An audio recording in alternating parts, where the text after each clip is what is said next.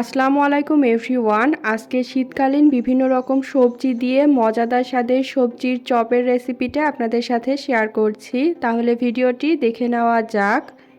যার জন্য চুলায় একটা কড়াই বসিয়ে চুলার জালটা মিডিয়াম হাই আঁচে রেখে কড়াইটা গরম হয়ে গেলে পরিমাণ মতো তেল দিয়ে তেলটা গরম করে এর মধ্যে দিয়ে দিলাম পেঁয়াজ কুচি।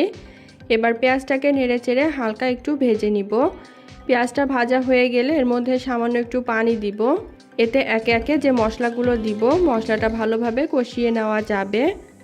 এবার সব কিছু একটু নেড়েচেড়ে দিচ্ছি আর পানিতে একটা বলক উঠিয়ে নিচ্ছি। পানিতে বলক চলে আসলে পানির মধ্যে দিয়ে দিলাম 1 টেবিল চামচ করে আদা বাটা আর রসুন বাটা। এবার আদা রসুনটাকেও কিছুক্ষণ সময় নিয়ে কষিয়ে নিব। তারপর দিয়ে দিচ্ছি স্বাদ অনুযায়ী লবণ, 1 চা চামচ শুকনো মরিচের গুঁড়া, জিরার গুঁড়া, ধনের গুঁড়া, হলুদের গুঁড়া, আধা চা চামচ গরম মশলার গুঁড়া। এখন গুঁড়া মশলাটাকেও নেড়েচেড়ে মিশিয়ে কষিয়ে নিচ্ছি যতক্ষণ না মশলার উপরে তেলটা উঠে আসছে। মশলাটা কষিয়ে নেওয়া হয়ে গেছে। এখন এর মধ্যে আমি সবজি দিব। আর সবজির মধ্যে আমি নিয়েছি বাঁধাকপি, গাজর, মটরশুঁটি, ফুলকপি আর বরবটি। হাতের কাছে থাকা পছন্দ মতো যে কোনো ধরনের সবজি দিয়েই এই সবজি চপটা তৈরি করে নেওয়া যাবে। এখন আমি সবজিগুলোকে নেড়েচেড়ে মিশিয়ে মশলার সাথে ভালোভাবে কষিয়ে নিব। প্রায় 2 থেকে 3 মিনিট সবজিগুলোকে কষিয়ে নেওয়ার পরে এখন এর মধ্যে পরিমাণ মতো পানি দিয়ে দিচ্ছি সবজিগুলো সিদ্ধ হওয়ার জন্য।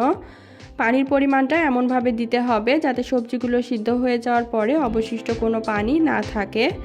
এখন চুলার জালটা মিডিয়াম আঁচে রেখে ঢাকনা দিয়ে ঢেকে দিচ্ছি যতক্ষণ পর্যন্ত পানিটা শুকিয়ে সবজিগুলো সিদ্ধ হয়ে যাচ্ছে। এই যে পানিটাও শুকিয়ে গেছে আর সবজিগুলোও সিদ্ধ হয়ে গেছে। এখন আরেকবার একটু নেড়েচেড়ে মিশিয়ে দিচ্ছি আর সবশেষ এর মধ্যে দিয়ে দিতে হবে ধনিয়া পাতা কুচি আর 3-4টার মতো কাঁচামরিচ কুচি।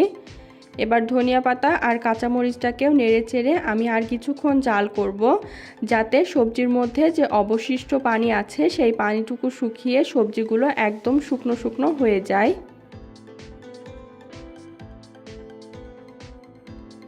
কিছুক্ষণ সময় নিয়ে সবজিগুলোকে আমি নেড়ে নিলাম। এখন আমি চুলার জালটা বন্ধ করে দিব আর সবজিগুলোকে একটা বাটির মধ্যে নামিয়ে আমি ঠান্ডা করে নিচ্ছি। সবজিগুলো ঠান্ডা হয়ে যাওয়ার পরেই চপটা তৈরি করে নিতে হবে। এখন আমি হাতের সাহায্যে সবজিগুলোকে একটু চেপে চেপে মেখে নিচ্ছি। এতে যে সবজিগুলো বেশি সিদ্ধ হয়েছে সেইগুলো একদম ভর্তা হয়ে যাবে। সব সবজি ভর্তা করার প্রয়োজন নেই, কিছু সবজি যদি গোটা থাকে তাহলে খেতে ভালো লাগবে। এবার আমি এর মধ্যে সিদ্ধ করে নেওয়া আলু দিয়ে দিব। এখানে প্রায় 3টার মতো সিদ্ধ আলু আছে আর আলুগুলোকে আমি ভালোভাবে ম্যাশ করে নিয়েছি।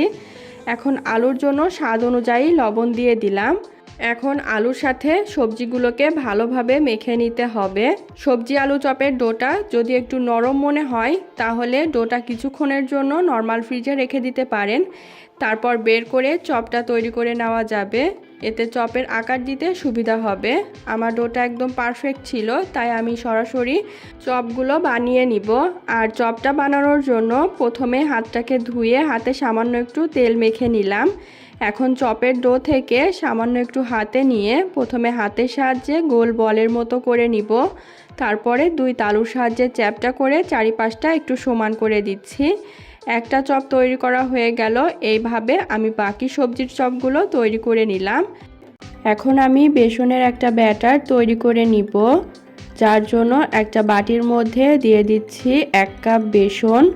সেই সাথে দিয়ে দিব স্বাদ অনুযায়ী লবণ, 1 চা চামচ জিরা গুঁড়া, 1 চা চামচ ধনে গুঁড়া, 1 চা চামচ শুকনো মরিচের গুঁড়া, 1 চা চামচ হলুদের গুঁড়া, আধা চা চামচ গরম মশলার গুঁড়া, আধা চা চামচ বেকিং পাউডার আর 1/4 চা চামচ বেকিং সোডা। সেই সাথে 1 চা চামচ আদা বাটা আর রসুন বাটা। এখন সব কিছু একসাথে একটা হ্যান্ড উইক্সের সাহায্যে নেড়েচেড়ে মিশিয়ে নিলাম। তারপর এর মধ্যে অল্প অল্প করে পানি দিব আর বেসনের একটা ব্যাটার তৈরি করে নিব। অল্প অল্প করে পানি দিলে পানির পরিমাণটা বুঝতে সুবিধা হবে। আর যেহেতু চপ তৈরি করব সেক্ষেত্রে বেসনের ব্যাটারটা হালকা একটু পাতলা রেখে বানাতে হবে। অল্প অল্প করে পানি দিয়ে আমি প্রায় 1 কাপ পানি এখানে দিয়েছি বেসনের ব্যাটারটা তৈরি করার জন্য। এই যে বেসনের একটা স্মুথ ব্যাটার তৈরি করে নিলাম। এখন একটা চপ নিয়ে তৈরি করে নেওয়া বেসনের ব্যাটারের মধ্যে দিয়ে দিলাম। এবার একটা কাঁটা চামচের সাহায্যে উল্টে পাল্টে বেসনের ব্যাটারটা চপের গায়ে ভালোভাবে লাগিয়ে নিলাম। তারপর এক্সট্রা যে ব্যাটার আছে সেই ব্যাটারটাকে ঝরিয়ে নিতে হবে। এখন চপগুলোকে আমি সরাসরি গরম তেলের মধ্যে দিয়ে দিচ্ছি। চুলার জালটা মিডিয়াম হাই আঁচে রেখে একটা কড়াইয়ের মধ্যে পর্যাপ্ত পরিমাণ তেল দিয়ে তেলটাকে গরম করে নিয়েছি। এখন এই গরম তেলেই উল্টে পাল্টে চপগুলোকে ভেজে নিব। চপের যে পুরটা এখানে দিয়েছি সেই পুরটা যেহেতু প্রথম থেকেই রান্না করা, তাই চপটা ভেজে নিতে খুব বেশি সময় লাগবে না। শুধুমাত্র চপের দুই পাশটা কালার করে ভেজে উঠিয়ে নিলেই হবে। এই যে সবজি আলুর চপটা তৈরি করে নিলাম। সবজি আলুর চপগুলো ভেজে নেওয়া হয়ে গেছে। এখন আমি সবজি আলুর চপগুলোকে তেলটা ঝরিয়ে উঠিয়ে নিচ্ছি। এখন সবজির চপগুলোকে আমি একটা সার্ভিং প্লেটে সার্ভ করে নিব। সকালে নাস্তায় চায়ের সাথে বিভিন্ন রকম সবজি দিয়ে মজাদার স্বাদের এই চপটা আপনারা তৈরি করে নিতে পারবেন। তাছাড়াও মুড়ি মাখার সাথেও চপ খেতে অনেক বেশি ভালো লাগে। আজ এ পর্যন্তই। ভিডিওটা ভালো লাগলে অবশ্যই চ্যানেলটাকে সাবস্ক্রাইব এবং পেজটাকে ফলো করে দিবেন আর ভিডিওতে একটা লাইক দিয়ে দিবেন। আল্লাহ হাফেজ।